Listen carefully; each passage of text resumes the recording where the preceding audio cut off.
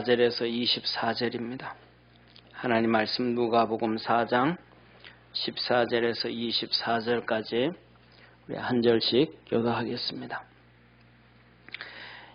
예수께서 그 자라나신 곳 나사렛에 이르사 안식일에 자기 규례대로 회당에 들어가사 성경을 읽으려고 서심해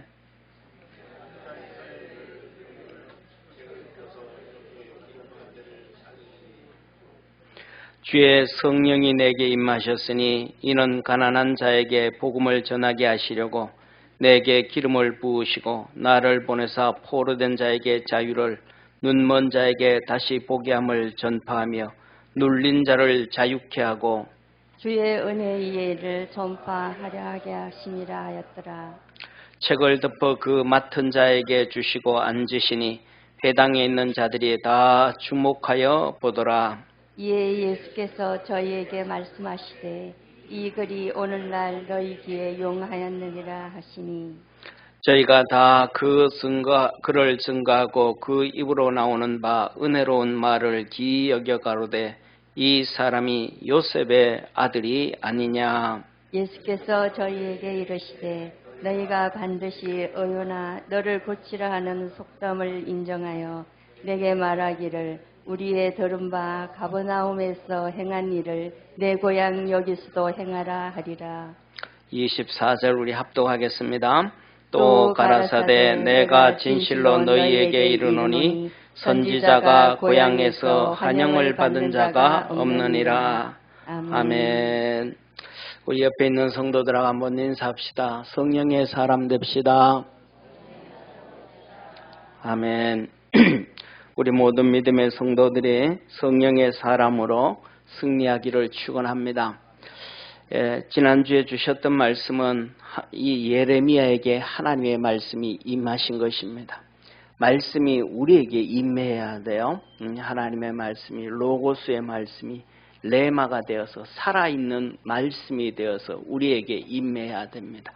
이 말씀이 임할 때에 그 말씀은 열매를 맺게 되어지고 기적을 가져오게 되고 능력을 가져오게 되어집니다. 이 하나님의 말씀이 예레미야에게 임하였을 때 예레미야는 탄식을 합니다.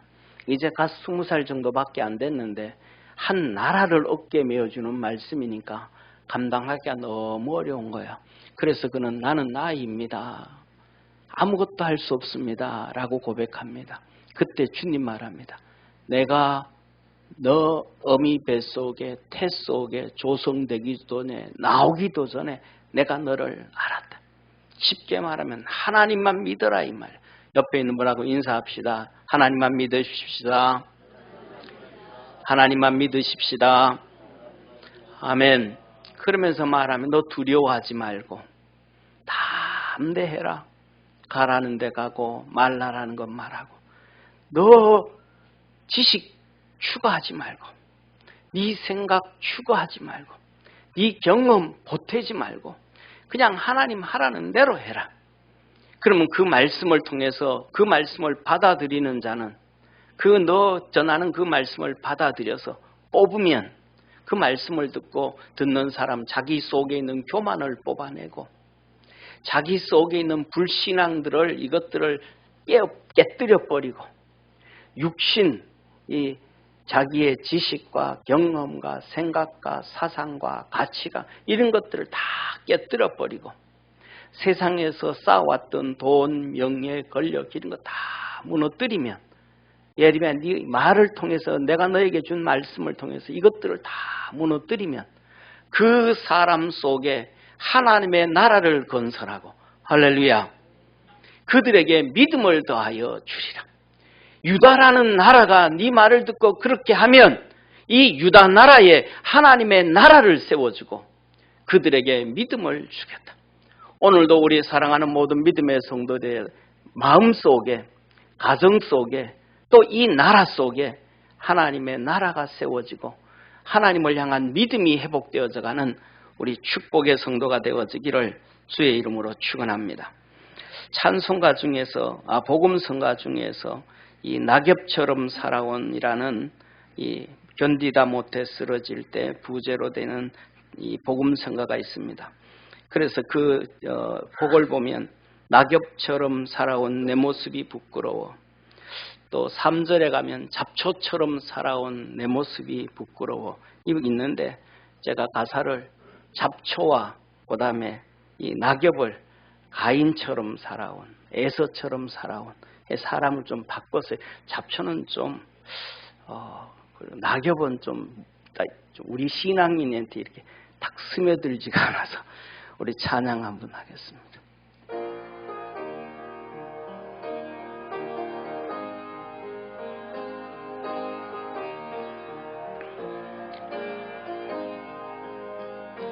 가인처럼 살아오 내 모습이 부끄러워 나의 모습 감추려고 어두운 길 걸었네 교만으로 물드니 내 뜻대로 살다가 지쳐서 넘어지고 견디다 못해 쓰러질 때 예수님 피 묻은 손 나를 잡아주셨네 당자처럼 살아오 내 모습이 부끄러워 나의 모습 감추려고 어두운 길 걸었네 욕심으로 물드니 세상 유혹 줬다가 세상 사람 멸시쳤네 견디다 못해 쓰러질 때 예수님 피 묻은 손 나를 감싸 주셨네 에서처럼 살아오 내 모습이 부끄러워 나의 모습 감추려고 어두운 길 걸었네 죄악으로 얼룩진 몸 방황하며 살다가 죽어버린 나의 신앙 견디다 못해 쓰러질 때 예수님 피 묻은 손 나를 구워 3절 다시 한번 하겠습니다. 에서처럼 살아오 내 모습이 부끄러워 나의 모습 감추려고 어두운 길 걸었네 죄악으로 얼룩진 몸 방황하며 살다가 죽어버린 나의 신앙 견디다 못해 쓰러질 때 예수님 피 묻은 손 나를 죽어버린 나의 신앙 죽어버린 나의 신앙 견디다 못해 쓰러질 때 예수님 예수님 피 묻은 손 나를 구원. 다시 한번 하겠습니다. 죽어버린 나의 신앙 견디다 못해 쓰러질 때 예수님 피 묻은 손 나를 구원하셔. 예수님 피 묻은 손, 예수님 피 묻은 손 나를 구원하셔. 다시 한번요. 예수님 피 묻은 손 나를 구원하셨네.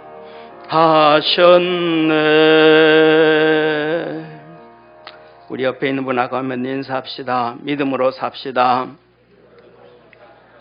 아멘. 오늘 우리가 잘 알고 있는 3.1절입니다. 기념예배로 하나님 앞에 예배드리는데 하나님은 이 나라를 놀랍도록 계획하고 계셨습니다. 우리는 대한민국을, 우리 선조들은 대한민국을 알지도 못하고 계획하지도 못하고 준비하지도 못했는데 하나님께서는 대한민국을 계획하시고 준비하시고 축복해 주셨습니다. 그 출발과 시작은 1882년부터 시작됩니다. 이 복음이 다 망해버렸습니다. 이 예수 그리스도의 복음이 일본에서도 망해버렸고 중국에서도 망해버렸고 필리핀에서도 망해버렸고 아시아의 복음이 다 망해져 버렸을 때 1882년에 기독교의 복음이 대한민국에 들어왔습니다. 그리고 1885년에 조미 수교로 이루어집니다. 조기 수교를 할 때 우리는 준비되어지지도 않았는데, 저와 여러분 그렇잖아요. 예수 믿기 전에 믿으려고 준비되지도 않았는데 하나님의 자녀 만들어 놓고 만세 전에 예정해 줬던 것처럼 똑같이 조미 수교를 통해서 하나님은 미국 사람들을 통해서 조선 사람들에게 끊임없이 얘기합니다. 너 자유독립국이야. 자유독립국이야. 조미 수교를 하는데 한 항을 만듭니다. 이거 이렇게 하자. 미국 사람들이 하면 조선 사람들은, 관료들은 그거 중국한테 물어보세요. 중국한테 물어보세요. 또 하나가 만들 때 이거 이러자. 중국한테 물어볼 필요 없고 자유독립국이라니까, 독립국이라니까. 이 얘기를 얘기해주는 역사학자가 없습니다. 미국만 나쁜 놈이라고 합니다. 불공정 협약이라고 떠듭니다. 아니, 그때 사람들, 조선의 관료들이 어떻게 했는지를 보면 전부 중국한테 물어보라고. 우리 그한테 허락받아야 된다고. 미국이 말, 아니야, 독립국이야. 독립국이야. 이것이 조미 수교가입니다. 하나님은 우리에게 독립국인 걸 끊임없이 만들어줬습니다. 그런데도 독립국의 길을 못 갑니다. 그랬더니 여기는 기록이 안 되어 있는데 1894년 우리가 잘 아는 갑오개혁이 이루어집니다. 1894년에 하나님은 일본의 영향을 받던 개혁파들, 일본 사람들의 영향을 받아가지고 드디어 신분제도를 타개해버립니다. 신분제도, 종예제도를 없애버렸습니다. 조선 500년 1395년 이성계가 조선을 세울 때 종이 3%밖에 안 됐습니다. 그런데 조선이 망하는 구한말에 와서는 이 나라의 종이 50%가 되어버렸습니다. 왜 그렇게 됐는가? 우리가 그렇게 떠받들고 사는 세종대왕 때문에. 세종대왕이 종의 법을 법제화시킴으로 말미암아 자기가 그렇게 사랑했던 장영철이도 종에서 해방시키지 못한 그 법을 만들었습니다. 한 번 종은 영원한 종이요, 엄마가 종이면 영원한 종이요, 종에서 벗어나지 못하는 비참한 상황. 이 상황 때문에 종의 제도를 철폐하고 나니까 이게 누구의 영향인가? 일본이 조선인의 압력을 넣음으로 말미암아 하나님이 하신 일이었습니다. 이것 때문에 이루어진 것이 청일전쟁입니다. 너 왜 한국 개입하냐? 한국은 우리 중국이 관여해야 되는데 너들 왜 개입하냐? 한국을 놓고 싸운 전쟁이 청일전쟁이에요. 1895년 9월부터 1896년 5월까지 청일전쟁 일본이 무너져 버렸습니다. 중국이 무너졌어요.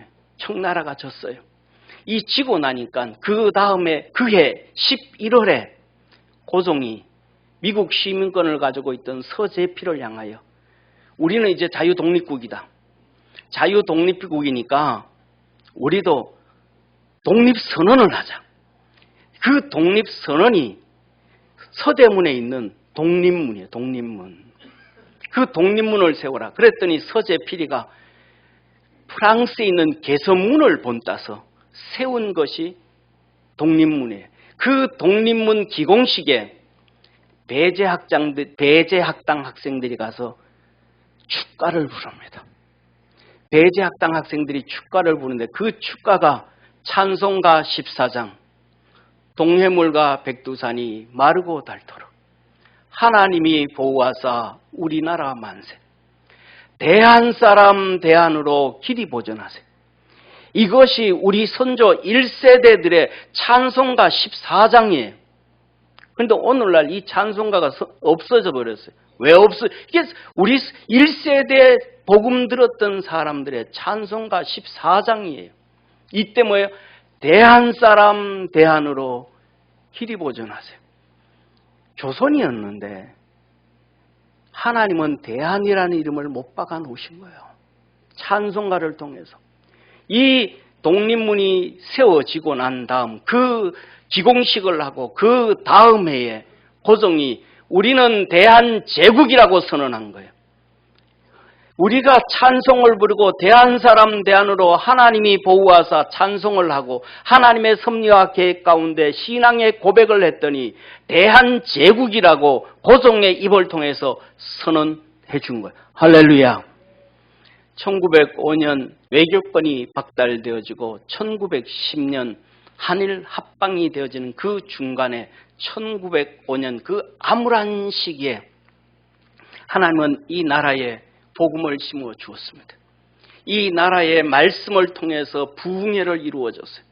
부흥회를 하는데 한국교회가 장대현 교회가 부흥회를 하는데 일주일 계획을 했는데 말씀이 임하고 성령님이 폭포수처럼 임하니까 그 겨울 1월 달에 영하 30도 40도 내려가는 그 평양에 성도들이 돗자리를 갖다 놓고 마대짝으로 갖다 놓고 우리 일주일 더 부흥회 합시다. 일주일 더 부흥회 합시다. 일주일 더 부흥회. 그래서 한 달 내내 했습니다.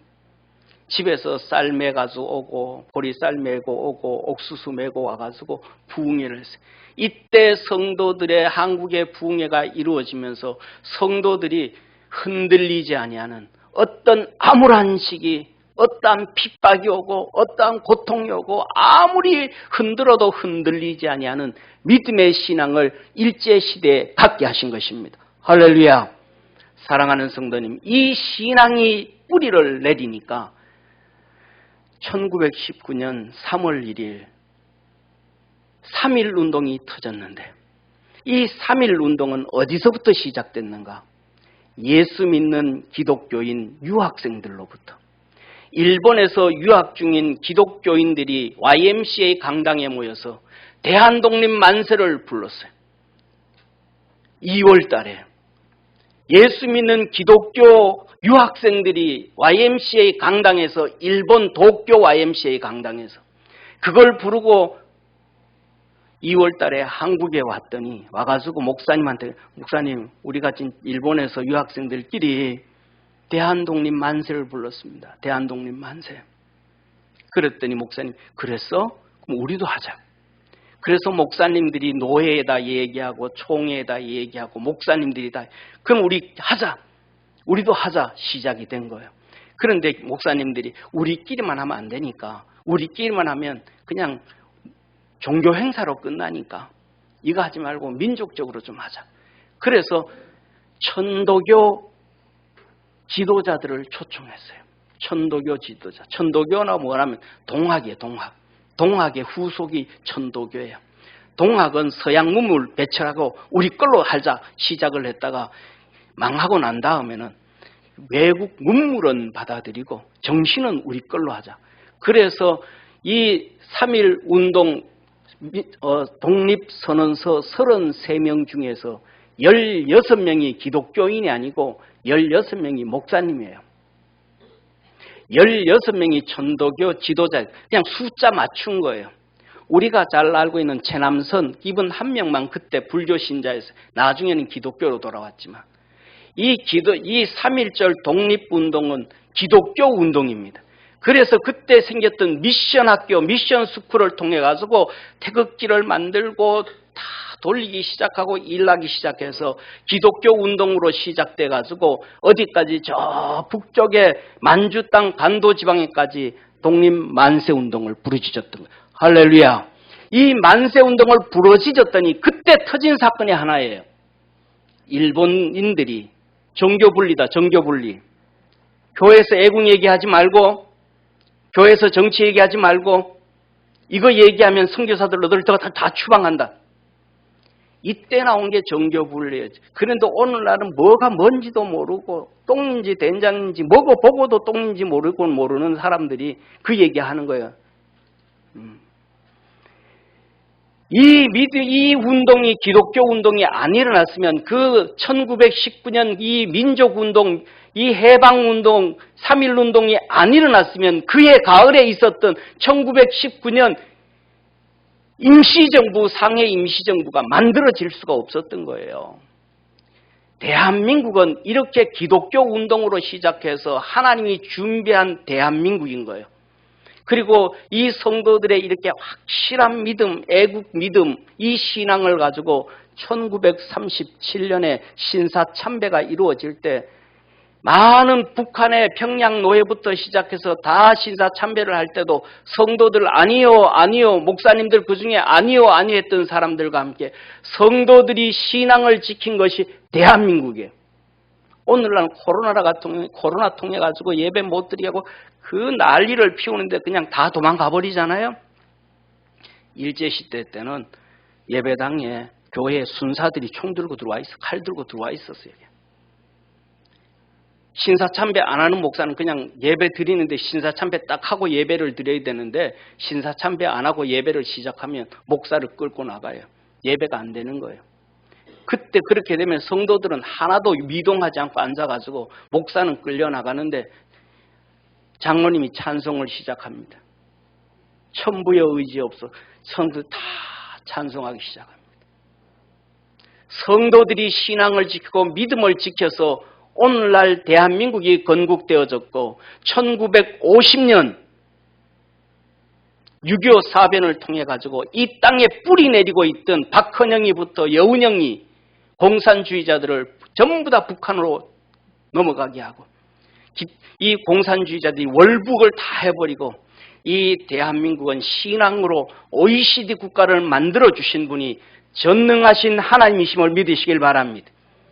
이 하나님의 놀라운 계획과 역사를 믿음의 사람들, 교회 다니는 사람들도 1%도 모르고 죽인지 된장인지도 모르면서 살다가 죽은 다음에 하나님이 대한민국을 이렇게 축복해 주셨고 그 축복의 도가니 속에서 내가 이렇게 복을 받고 살았구나.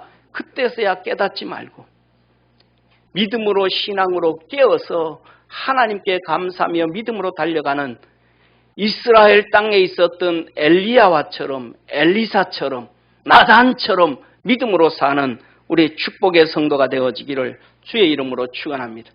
그 암울한 시대에 말씀을 주시고 그 암울한 시대에 성령을 부어주셔서 이기게 하고 승리하게 하시고 우리 후손들에게 이 축복을 물려주신 믿음의 선조들의 그 축복과 말씀과 성령과 능력이 오늘도 우리 성도들에게 있기를 주의 이름으로 축원합니다. 사랑하는 성도님, 오늘은 주신 하나님의 말씀이 이렇습니다. 예수께서 그 자라나신 곳 나사렛에 이르사 안식일에 자기 규례대로 회당에 들어가서 성경을 읽으려고 서심해 선지자 이사야의 글을 드리거늘 책을 펴서 이렇게 기록한 데를 찾으시니 예수님께서 성령을 받으시고 기름을 부으시고 난 다음 이 가버나움 나사렛, 이 가버나움에 가서 나사렛은 좀 떨어져 있는 것이고 갈릴리 가버나움에 가서 복음을 전하신 거예요. 거기 가서 병든 자를 다 치료하시고 어려움 빠진 자 다 건져주시고 예수님이 이런 능력의 사람이다, 하나님의 종이다, 메시아다라는 것을 벌써 가버나움에 가서 다 증거하고 난 다음에 자기 고향 땅 나사렛에 가신 거예요. 그리고 나사렛에 가셔서 자기의 규례대로, 한번 따라합시다. 자기의 규례대로. 자기의 규례대로. 이 자기의 규례대로가 뭐냐 하면 믿음의 거상들은, 믿음의 거인들은 하나님과의 만나는 방법이 있어요. 다 달라요. 오늘 옷 입고 온 사람들 다 다르잖아요. 생각들이 다 다르잖아요. 방법들이 다 다르잖아요. 막힌 하늘문을 여는 방법, 하나님과 교통하는 방법, 하나님의 뜻을 다루는 할 때 그 시작을 어떻게 출발할 것인가, 그것이 자기 나름대로 신앙의 깊은 경지에 들어가면 그걸 다 달라요. 다 달라요. 여기에 우리 주님께서 자기 규례대로 그러셨던 것처럼 사도행전 17장 1절에서 3절에 보면 사도 바울이 데살로니가에 가서 회당에 들어가 2절에 바울이 자기의 규례대로 저희에게 들어가 새 안식일의 성경을 가지고 강론하고 내가 3절 끝에 내가 너희에게 전하는 이 예수가 곧 그리스도라 하니, 사도 바울이 어디에 가든지 간에 하나님의 문을 그곳에 가서 문을 열고 그곳에 가서 메시지를 전할 때 하나님의 역사를 이루어가기 위하여 준비하는 것, 무조건 그냥 전하고 무조건 그냥 하는 게 아니고 그냥 세상에 있는 돌멩이 그냥 주워와가지고 그냥 이렇게 초석을 만들고 그 위에 기둥을 세우는 게 아니라 이 돌을 다듬는 것처럼 막힌 하늘문을 열고 하나님과의 관계를 회복하고 그 시간을 만들고 문을 여는 거예요. 그래서 그 사도 바울도 그렇게 하는 거예요. 사랑하는 성도님, 최고의 부흥 강사 무디 목사님 얘기 있잖아요.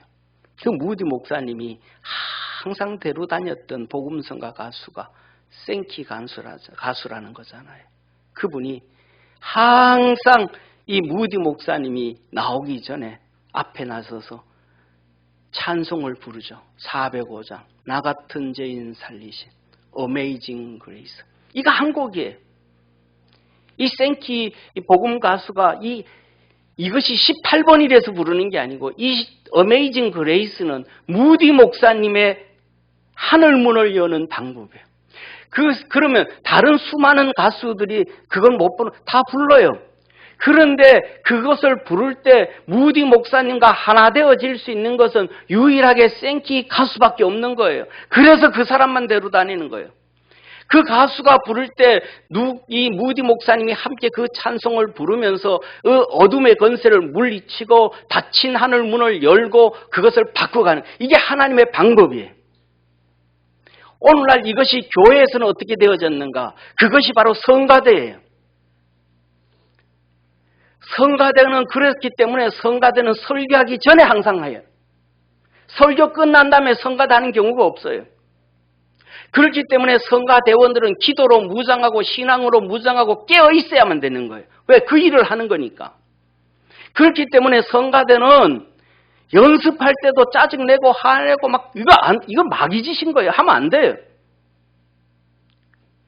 예배에 닫힌 문을 열고 하나님의 은혜가 임하게 하고 성령의 역사를 이루는 초석을 만들어가기 시작하는 것이 성가대 찬양이. 근데 한국교회 너무 잘했어요. 잘했는데 교회가 커지다 보니까 성가대가 그 영적인 일을 감당해야 되는데 그 영적 일을 감당하는 것이 아니고 사람들에게 보여주는 게 되어버렸어요. 성도들에게 보여주는 게 되어버렸어요. 성도들에게 노래를 들려주는 게 되어져 버렸어요. 그래서 큰 교회에서는 유명한 지휘자를 불러오면 그 지휘자가 파트장들을 데려와요. 소프라노 파트장, 테너 파트장, 알토 파트장, 베이스 파트장. 그래서 그들이 가르쳐요. 다 돈 줘가면서. 그건 거기까지는 좋아요. 왜? 그 중에 못하는 사람이 있고 악보를 못 보는 사람도 있고 이런 사람도 있고 저런 사람도 있고 가르쳐야 되니까. 아주 잘했어요. 근데 그 다음이 더 문제예요. 교회가 커지다 보니까 그 80년대 초, 70년대 후반에는 악기한 사람들이 많지 않잖아요. 예수 안 믿는 사람들 끌어다가 성가대와 함께 오케스트라를 만드는 거예요. 그리고 성가대가 딱 끝나고 나면 그 오케스트라에 앉아있던 이 스트링 하던 사람들, 남자들 쫙 빠져나가요, 예배당에. 예배 안 드리고 빠져나가. 예배 안 드리고 빠져나가가지고 예배당 뒤에서 담배를 피워. 영적인 문제가 만들어야 될 이 성가대가 보기에는 너무너무 멋있는데 세상으로 볼 때는 음악은 정말 좋은데 닫힌 문을 열지가 않는 거예요. 이 문제가 해결되어지지 않는 거예요.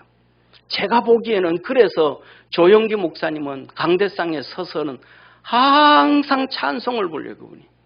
거의 대부분 자기가 만든 작사 한 곡과 김영애 사모님이 작곡한 곡들을 주로 많이 불러요. 그런데 우리 잘 알잖아요. 조영기 목사님 목소리가 노래 목소리는 아니잖아요. 솔직히 저는 더더욱 그렇지만 목소리가 스피치용이잖아요. 가늘고 날카롭고 심장 폐부를 찌르고. 근데 그분이 찬송을 왜? 성가대가 제 역할을 못하니까. 제가 보는 거는 그런 거예요. 그러니까 그분이 앞에 서서 그냥 목사님들 중에 제가 들은 찬송 중에서 목사님들 중에서 조 목사님이 제일 노래 못하신 것 같아요. 저는 더 못하지만 그런 것 같아요. 그걸 하는 거예요. 이게 뭐예요? 다시 말하면 우리 믿음의 여러분들이 신앙의 거인이 되십시오. 할렐루야. 여러분이 신앙의 거인이 되십시오. 그리고 여러분과 여러분 가정과 우리 교회와 이 나라의 닫힌 하늘문을 열고 여러분을 살리고 자녀를 살리고 가정을 살리고 교회를 살리고 사회를 살릴 수 있는 축복의 우리 성도가 되어지기를 주의 이름으로 축원합니다. 사랑하는 성도님, 그러기 위해서는 어떻게 될까요? 이거는 영적 문제라서 성령을 받아야만 합니다. 오늘 본문 말씀 18절에 이렇게 말씀합니다. 주의 성령이 내게 임하셨으니. 성령님이 예수님에게 임하셨대요. 한번 우리 솔직히 얘기해 봅시다. 예수님은 어떠신 분이에요? 삼위일체 하나님이시잖아요. 성부 하나님, 성자 하나님, 성령 하나님. 삼위일체 하나님이신데 그 성자 예수님에게, 하나님이신 성자 예수님에게 성령이 임해야 될까요? 임하지 않아도 될까요? 임하지 않아도 되지 않겠습니까? 삼위일체 하나님이시니까. 그런데 그 성령, 그 예수님, 하나 삼위일체 하나님이신 예수님에게도 성령님이 임하신 거예요. 그렇다면 죄악으로 가득 차 있고 세상에 찌들어져 있고 사단 마귀의 밥으로 살다가 지옥 백성으로 움직여 살았던 우리에게 성령이 있어야 될까요? 없어야 될까요? 성령의 이끌림을 받아야 될까요? 성령의 이끌림을 받지 말아야 될까요? 성령은 그냥 하나의 부여에 끝나야 될까요? 삶의 동행자가 되어야 될까요? 사랑하는 성도님, 저와 여러분 우리 믿음의 성도들이 진짜 성령의 사람 되어지기를 축원합니다. 옆에 있는 분하고 성령의 사람 됩시다. 성령의 사람 됩시다. 아멘. 아멘. 크게 한번 아멘 합시다. 아멘. 마태복음 3장 16절 이렇게 말씀합니다. 예수께서 세례를 받으시고 물에서 올라오실세 하늘이 열리고 하나님의 성령이 비둘기같이 자기 위에 임하심을 보시더니 하늘로서 소리가 있어 말씀하시되 이는 내 사랑하는 아들이요 내 기뻐하는 자라 하시니라. 뭐 하는 거예요? 세례를 받으실 때 예수님에게 성령님이 임하셨더라. 이 성령님은 왜 그러면 예수님에게 성령님이 임하셨고 또 우리도 성령을 받아야 될까? 이 성령은 뭐냐 하면 하나님의 권능이에요. 하나님의 능력이에요. 사도행전 1장 8절에 너희가 성령이 너희에게 임하시면 너희가 권능을 받고 예루살렘과 유다와 사마리아와 땅끝까지 이르러 내 증인이 되리라. 뭐 하는 거? 능력을 받아야 돼. 성령은 능력이라 이 말, 능력. 이 능력으로 귀신도 내어 쫓는 거예요. 이 성령 능력으로 사단의 시험을 이기는 거예요. 4장 1절 예수님이 마귀의 시험을 당하십니다. 그때에 예수께서 성령에 이끌려 예수님이 성령에 이끌려 마귀에게 시험을 받으러 광야로 가사 40일을 밤낮 금식하신 후에 죽으신지라. 이에 예수께서 말씀하시되 사단아 물러가라. 기록되었으되 주 너의 하나님께 경배하고 다만 그를 섬기라 하였느니라. 이에 마귀는 예수님을 떠나고 천사들이 나와 수종드니라. 사랑하는 성도님, 성령님이 임해야 마귀의 시험을 이기는 거예요. 오늘날에는요, 믿는 사람들이 마귀가 시험을 하는데 이게 마귀의 시험인지 아닌지도 모르는 사람이 태반이에요. 전쟁이 나서 사람이 죽어가는데 이게 전쟁인지 아닌지를 모르는 사람이 태반이라는 것과 같은 거예요. 그러면서도 자기는 괜찮대.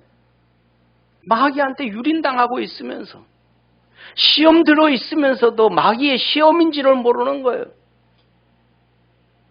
이 마귀의 시험을 이길 수 있는 것은 성령밖에 없습니다. 예수님이 광야에 가서 마귀의 시험을 받을 때도 이길 수 있는 방법이 성령밖에 없었습니다. 그리고 두 번째, 이 성령의 권능이 있어야 된다 이 말이에요. 그래서 이 성령의 권능으로 예수님께서 친히 사단아 물러가라.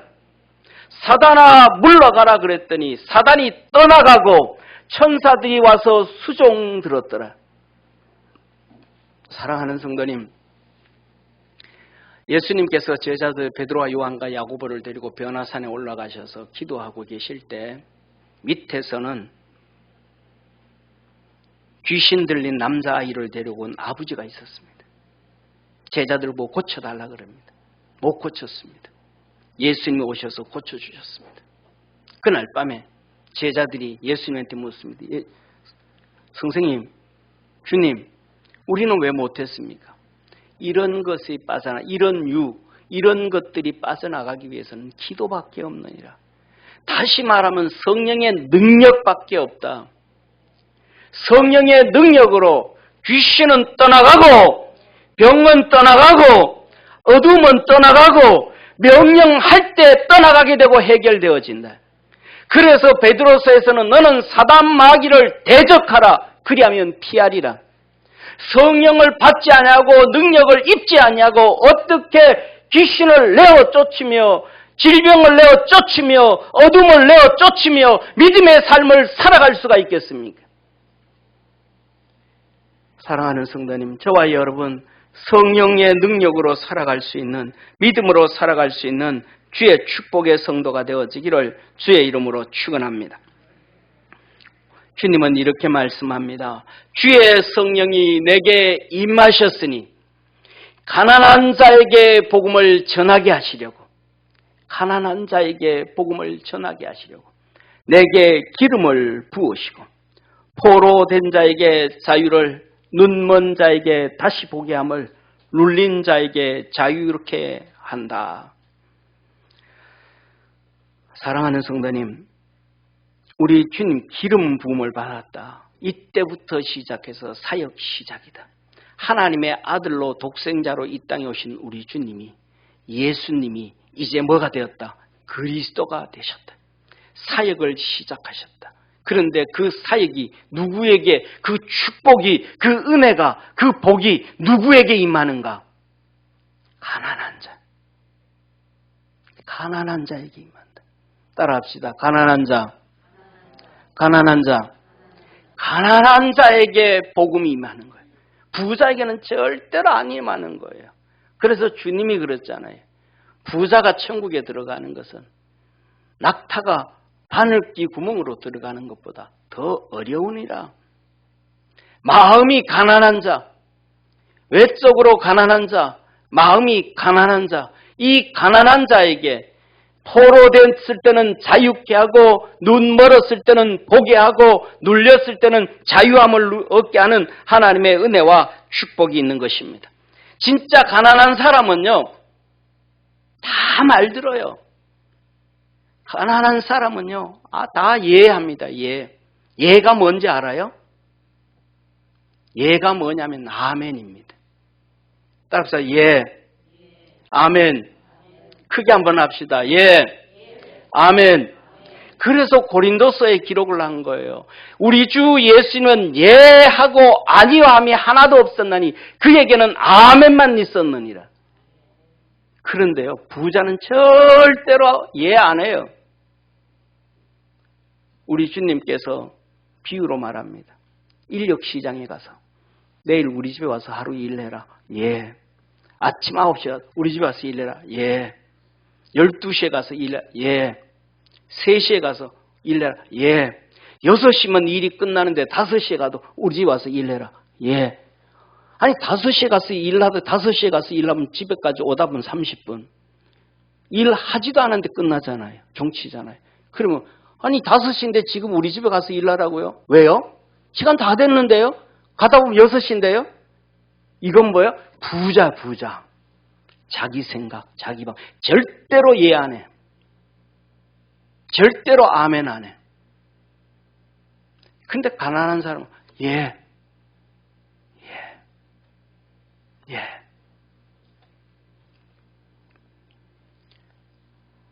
심령이 가난한 자. 예. 아무리 무슨 설교를 해도 예 안 해요. 이 오늘 본 말씀 이따 보세요. 이 나사렛 사람들이 절대로 예 안 해요. 굶어 죽어가면서도 예 안 해요. 진짜 가난하지가 않다는 거예요. 심령이 가난한 자 되어지기를 주의 이름으로 축원합니다. 마태복음 5장 3절에 팔복을 말씀하면서 심령이 가난한 자는 복이 있나니 심령이 가난한 자, 영적으로 가난한 자, 영적으로 가난한 자. 그들에게 천국이 있다. 이들이 뭐예요? 심령이 가난한 자는 영적으로 아멘 한다는 거예요. 우리 주님께서 이스라엘 백성들을 향하여 말합니다. 너희들은 가나안 땅에 들어가거든 매년마다 그림심산과 아볼산에 가서 아멘 해라. 그 그림심산에서는 축복을 선언해요. 그러면 축복을 선언할 때마다 아멘, 아멘, 아멘. 아볼산에 가서는 뭐예요? 저주를 선언합니다. 너희들은 저주받는다. 아멘. 너희들은 이래도 망한다. 아멘. 포로로 끌려간다. 아멘. 예를 들면 그때 저주를 얘기하는데도 아멘, 아멘 합니다. 이때 하나님의 은혜와 하나님의 축복과 하나님의 역사가 이루어져. 심령이 가난하기 때문에 그러는 거예요. 심령이 가난하지 아니하면요. 저거 틀린 말인데 왜 아멘해? 야, 저거는 좀 다른 얘기인데 내하고 생각이 다른데 절대로 아멘은 그러니까 눈이 안 열리는 거예요. 그래서 이 말씀을 이 마태복음 5장 3절의 말씀 심령이 가난한 자는 복이 있나니 이 말씀이 어디서 온 말씀인가? 이사야서 66장 2절에서 온 말씀입니다. 나 여호와가 말하노라 나의 손이 이 모든 것을 지어서 다 이루었느니라. 무릇 마음이 가난하고 이건 심령이 가난하고 겸손하다. 심령에 통회하고 회개하고 마음이 가난한 자, 심령이 가난한 자는 회개한다. 그 뭐에 대해서? 나의 말을 인하여 떠는 자, 하나님의 말씀을 들을 때에 그 말씀을 통해서 떠는 자, 경외하고 복종함으로 겸손하고 회개하는 자, 하나님의 말씀을 들을 때에 두렵고 떨림으로 회개하고 겸손한 자는 하나님께서 내가 권고한다. 보살펴준다, 좋아한다. 그에게는 천국이 저희 것이며 이 마태복음 5장 3절의 말씀이 이사야서 6장 2절에 있는 말씀을 통하여 왔다. 우리 심령이 가난해져야 하나님의 역사가 우리 삶 속에 생활 속에 이루어진다라는 사실입니다. 우리 믿음의 성도들에게 그 놀라운 역사가 있기를 주의 이름으로 축원합니다. 사랑하는 성도님, 예수님 앞에 부자 바리새인 청년이 왔습니다. 부자가 왔습니다.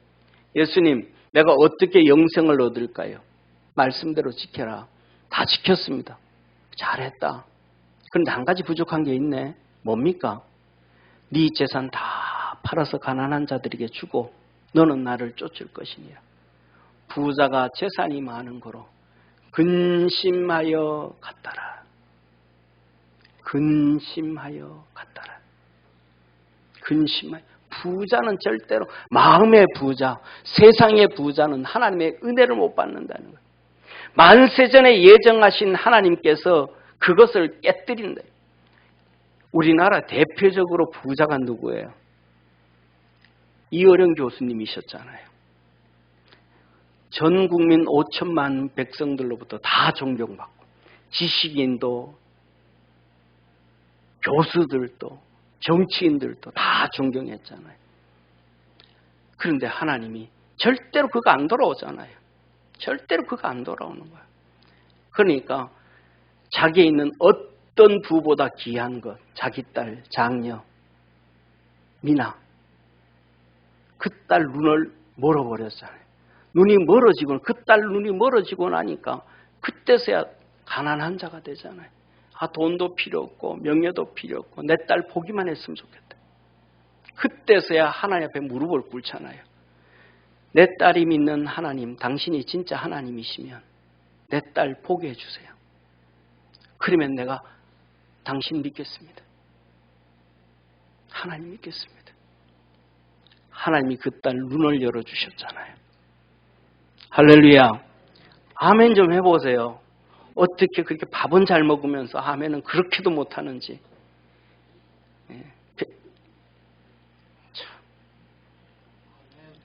할렐루야. 그래서 그분이 하용조 목사님 앞에 무릎을 꿇고 세례를 받으셨잖아요. 부자는 절대로 안 믿어요. 자기가 부라고 믿는 것이 깨져야, 망해져야, 그때서야 하나님 앞에 무릎을 꿇는 거예요.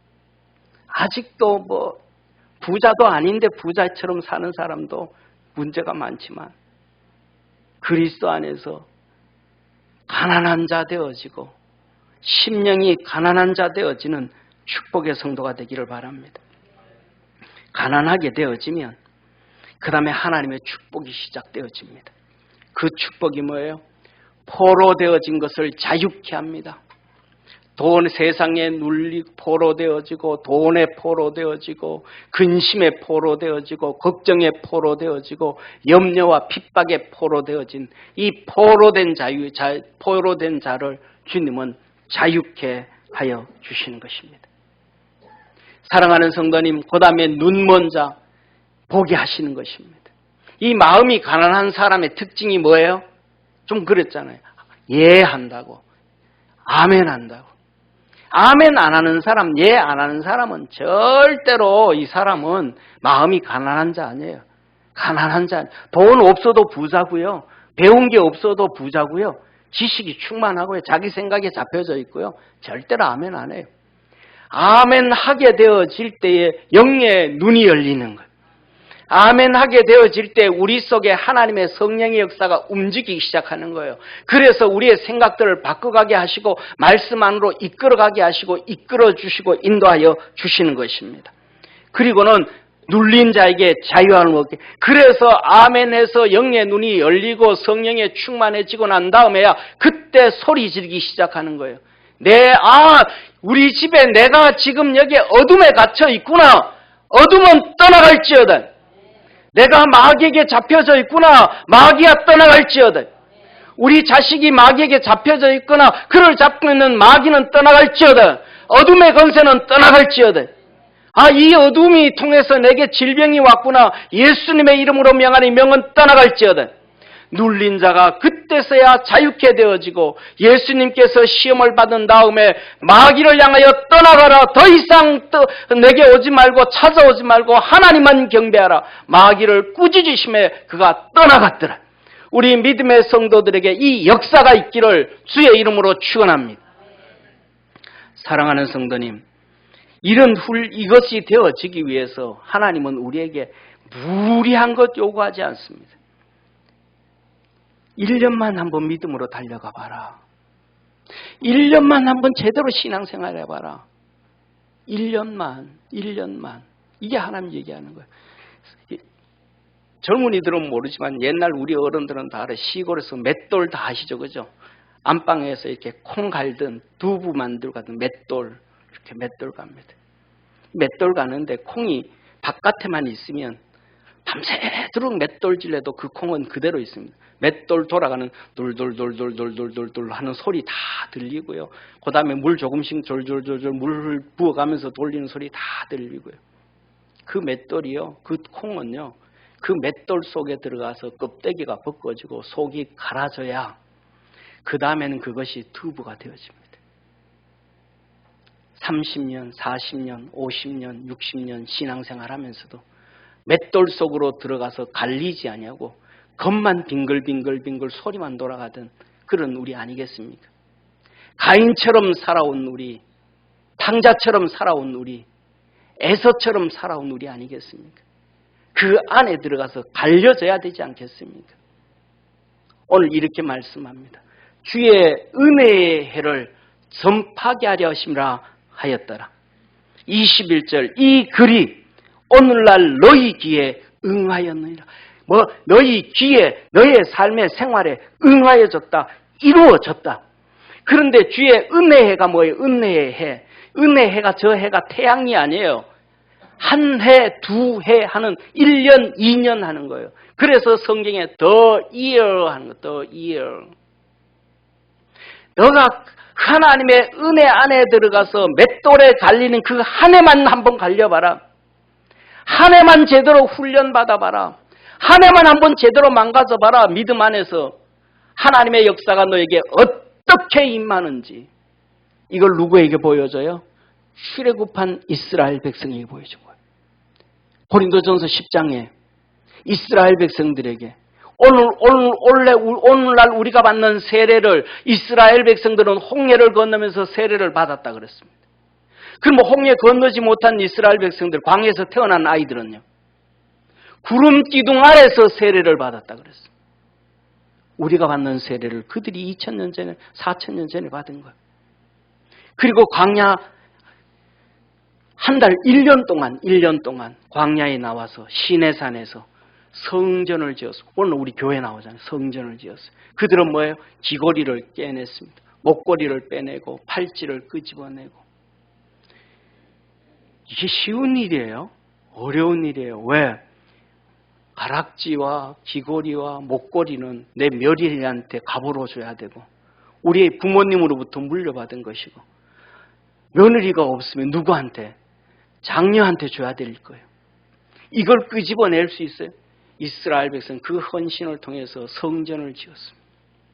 성전을 지었더니 하나님이 레위기에 말씀합니다. 3개월 동안 번제와 소제와 하목제와 속죄제와 속건제와 전제와 거제와 하제와 요제를 하나님 앞에 어떻게 드릴지 예배를 통하여 하나님을 만나는 길을 알려줍니다. 만나 주십니다.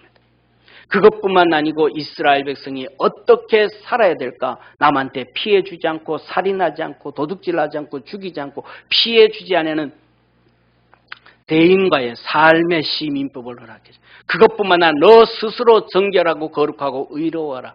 이럴 때는 이렇게 이렇게 하고 저렇게 하고 성결법과 성결법을 허락해 줍니다. 그 훈련을 통해서 1년 동안 하나님께서 맷돌 속에 집어넣고 갈고 갈니다. 애굽에 있던 불신앙은 깨버리고 세상에 있던 것들은 망가뜨려버리고 다 정리하고 오직 예수. 할렐루야. 그 1년째 가나안 땅에 딱 갖다 놓습니다. 이제는 가나안 땅의 축복만 시작이다. 따라합시다. 축복만 시작이다. 축복만 시작이다. 자, 이제 들어가! 이스라엘 백성들이 1년 동안 훈련돼야 되는데 신앙으로 훈련이 안 되져 버렸습니다. 하나님은 맷돌 속에 집어넣는데 이것들은 맷돌 속으로 들어가지 않고 맷돌 바깥에서 돌돌돌돌 소리만 듣고 구경만 하다가 믿음이 안 커져 버렸어요. 망가져 버린 거예요. 주님께서 뭐라 그래요? 하루를 1년으로 해서 40년 동안 광야에서 다 죽이리라. 1년만 나 죽었어 하고 하나님 앞에 훈련받으면 그 은혜의 해가 너 기에 응하리라. 너 삶에 이루어지리라 하셨던 그 약속의 말씀은 오늘날도 이루어집니다. 믿음 안에서 주 앞에서 엎드려가고 승리할 줄 아는 축복의 성도, 참된 성도가 되어지기를 축원합니다. 이 메시지를 지금 주님께서 이 나사렛에 와서 복음을 전하시는 거예요. 자기 동네에 와서 자기와 함께 하던 사람들, 자기에게 사탕 줬던 어른들을 향하여, 자기 친구들을 향하여, 자기 후배들, 너희들 제발 이 하나님의 복을 좀 받아라 고 전해줍니다. 그런데 그들은 어떻게 합니까? 나 싫어. 왜? 마음이 부요하니까. 돈은 진짜 없으면서도 부자로 사니까. 저희가 다 그를 증거하고 그 입으로 나오는 바 은혜로운 말을 기이 여겨 가로되 기이 여기더라. 참 뭐 말도 안 되는 소리야. 치춘단 말이네. 요셉의 아들 아니냐? 요셉 저거 그냥 목동짓 하다가 그다음에 이 목수 노릇 하다가 죽은 그놈, 그 가난하게 죽은 그놈 아들 아니야? 비난을 합니다. 그러면서 말하기를 이렇게 말합니다. 가버나움에서 행한 일을 내 고향 여기서도 행하라. 우리가 들었더니 너 가버나움에서 귀신들 다 쫓아냈다며. 우리가 들었더니 가버나움에서 병든 다 치료했다며. 그러니까 가버나움에서 그 행한 일 여기서도 내 아들 병 고쳐주고 내 아들 고쳐주고 내 아들 어려움 당한 거 치료해주고 힘든 거 병든 거 다 해줘. 필요 없어. 다른 얘기 할 필요 없고 네가 가버나움에서 했던 일 여기서 해. 여기서. 다른 거 필요 없어. 오늘 우리가 그렇게 살아가지 않습니까? 다 필요 없습니다. 나 훈련받기 싫습니다. 맷돌 속으로 들어가기 싫습니다. 내게 그냥 기도하는 대로 돈 주시고 기도하는 대로 자녀 대학 가게 하시고 기도하는 대로 다 해주세요. 가버나움 여기에서 나사렛 사람들의 얘기처럼 우리가 살아가는 신앙이 그거 아니겠습니까? 그랬더니 주님 말씀합니다. 선지자가 고향에서 환영받은 자가 없느니라. 그 은혜로운 말씀에 아멘 할 때 그냥 병은 치료되어지는 거예요. 그 은혜로운 말씀에 아멘 할 때 귀신들은 떠나가고 훈련되어지는 거, 하나님의 역사는 이루어지는 거예요. 그런데 아멘은 안 하면서, 예는 안 하면서 하나님의 복을 받으려고 하니까 우리 주님이 너들은 너들대로 그렇게 사다가 망해. 나는 내대로 갈게. 주님은 따로 가시는 거예요. 주님은 이들에게 말합니다. 엘리야 시대에도 이스라엘 백성들은 영접지 않았다. 엘리사 시대에도 영접지 않았다. 너희들 지금도 나 영접지 안 하는구나. 내 말 안 듣는구나. 그랬더니 이 갈릴리 사람들이, 나사렛 사람들이 28절 회당에 있는 자들이 이것을 듣고 다 분이 가득하여 동네 밖으로, 동네 낭떠러지 있도록. 이 나사렛이 뭐냐면 언덕 위의 동네거든요. 그러니까 막 밀어붙이는 거예요. 떨어뜨리려고. 그럴 때 예수님이 그 가운데로 지나가시더라. 사랑하는 성도님, 예수님도 삼위일체 하나님이신데 성령으로 사셨습니다. 죄인인 우리는 어떻게 살아야 될까요? 성령 없이 가능할까요? 성령의 음성 듣지 않고 가능할까요? 삼위일체 되신 하나님이신 예수님께서 성령으로 사셨다면 저와 여러분 우리는 예수님보다 더 성령이 절실합니다. 예수님이 성령의 능력으로 사셨다면 저와 여러분은 성령의 능력이 더 절실합니다. 사순절을 통해서 주님과 동행하면서 성령의 사람, 성령 세례의 사람, 성령 충만의 사람, 계시록에 말씀하신 것처럼 성령이 교회에 하시는 음성, 여러분에게 하시는 음성 듣고 승리하는 축복의 성도 되기를 축원합니다. 기도하겠습니다. 전능하신 하나님 아버지, 우리 사랑하는 모든 믿음의 성도들이 그리스도 예수 안에서 승리하게 하옵소서. 성령의 사람 되게 하옵소서. 믿음의 사람 되게 하옵소서. 성령의 능력으로 어둠을 내어 쫓고 막힌 하늘문을 열고 귀신들을 내어 쫓고 하나님의 역사 이루는 사람 되게 하옵소서. 구원하신 예수님의 이름으로 기도드립니다. 아멘.